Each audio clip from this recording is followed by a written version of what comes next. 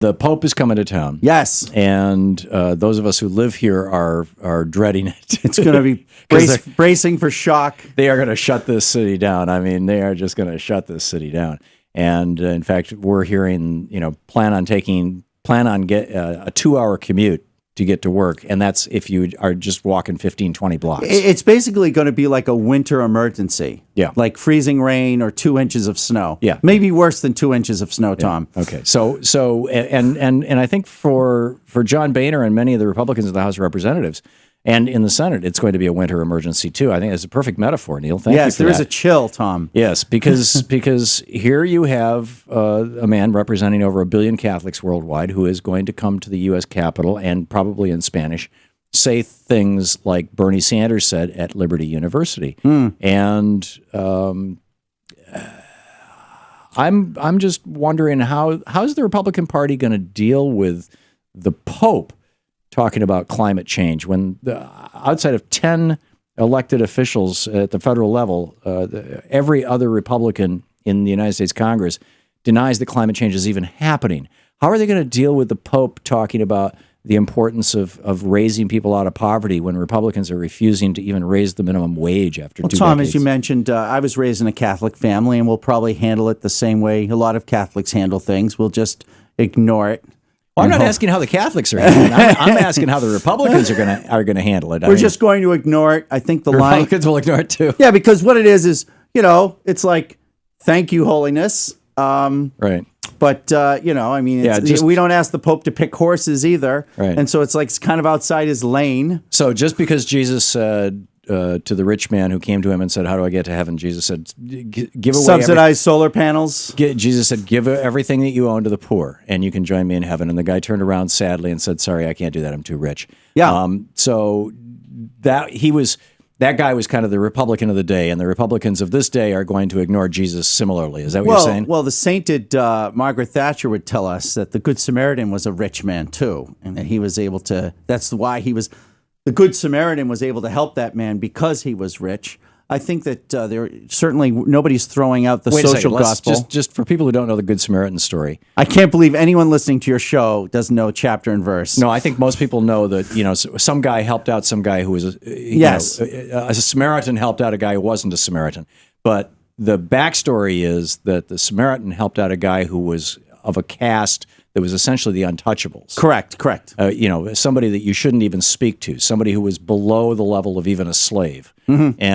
And he not only helped him and spoke to him, he held him. Mm-hmm. Something that just was like, I mean, when Jesus told that story, this was like this was a story like, a U.S. senator walking up to a homeless schizophrenic in Washington, D.C. and holding them to his chest. Francis personified that story when he held those the deformed man that he found in Rome. I mean, exactly. Francis, in many ways, personifies that social gospel, and people love and respect Francis. Except Republicans. Well, I think that he's sort of he comes from a different tradition. How is he's not tuned into the frequency of what's going on with conservative politics and things in the United States, especially something you take an issue like life, where even in my lifetime, there was great hostility between Catholics and Protestants. And a lot of that has gone away because of the pro-life movement, because Protestants and Catholics have come together. And down south, priests weren't even safe down south in my lifetime. Now, priests are welcome in a lot of these southern churches because of the sort of fighting together for the pro-life movement. When Francis dismissed the pro-life movement as not being important, I don't know where he was coming from. All he said was that you don't have, if you had an abortion and you want to get absolution, you don't have to go to a bishop anymore. You can get it from a priest. But that's the larger question, rather than getting into the whole abortion thing here, which is where Francis actually agrees with the conservatives and the Republicans. I mean, you got Republicans who want to say, even if a woman is going to die as a consequence of this pregnancy, she cannot get an abortion. That's what Scott Walker said in the last Republican debates. Yeah, of course. Even if she's going to die, she has to die because that blob of tissue inside her is more important than she is. She's just the vessel. Doctrine says and that blob might, after all, be a male. Selfishness is evil. And so anything you do that's selfish versus the unselfish choice is always the loving choice. Right, and we need big government to enforce that. I understand that, that's the position of the conservatives, that government should be big enough to tell women what to do under all circumstances. But what I'm curious about is the social gospel, because Jesus never mentioned abortion. The social gospel of... He was never asked a direct question on abortion, to be fair. And he never mentioned, God commits a lot of abortions in the Bible. In the Old Testament. Yes, yeah. He commits a whole pile of abortions. That's what we call Bible classic. Sanctions abortions. And there are penalties for abortion in the Bible. You have to pay the husband of the wife, 500 shekels, as I recall. It's something like that. If you right. beat his wife so badly that she aborts. But setting aside I'm abortion, a Catholic, so I don't know the exact places. Yeah. So go ahead, please. Okay. So how do Republicans who consider themselves religious or Catholic or whatever reconcile the absolute Republican opposition to the most important teachings of Jesus? I reference Matthew 25. Feed the hungry, clothe the poor, clothe the naked, or house the homeless. Sure. Heal the sick, without asking that Stephen J. Hemsley be able to take 20% off the top at United Healthcare. Give water to the thirsty, and visit those in prison. Prison reform. How do you deal with that? There's if you look at the book of James, a book of the Bible that Luther tried to take out of the gospel. In fact, there were readings from James this past Sunday, you'll recall, Tom, is, that you live a faith, and faith is important, but a faith must have works associated with it. And it's not enough to just say, have a good day.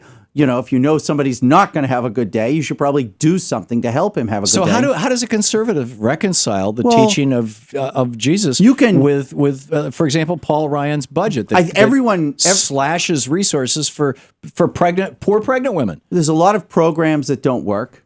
There's a lot of programs that have been destructive. That's not what I'm talking about.